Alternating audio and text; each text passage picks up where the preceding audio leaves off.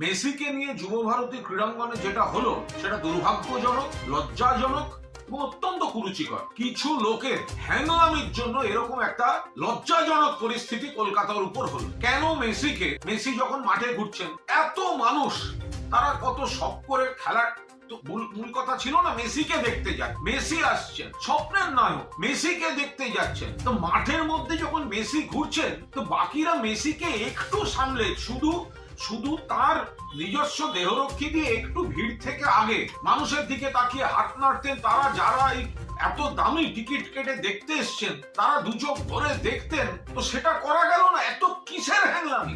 কয়েকজনের যে আধিক্যতা দেখছি, এটা কিসের? এটা মেসি দেখা না নিজেকে জাহির করা? এটা কি হ্যাংলামি হলো? ফলে দূরে যারা বসলেন, যারা গ্যালারিতে টাকা দিয়ে গেছেন, ওই ভিড়ের মধ্যে দেখতে পাচ্ছেন না। কোনো পরিকল্পনার মা বাবা নেই।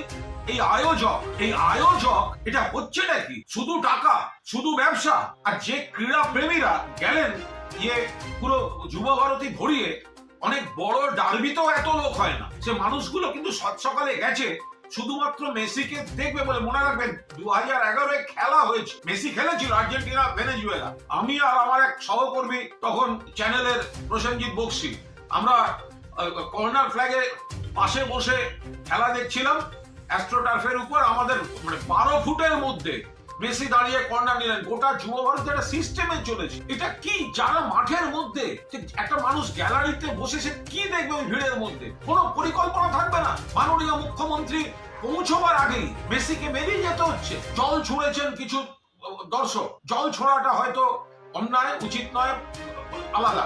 বাট তাদের ক্ষোভটা কি করে অস্বীকার করবো?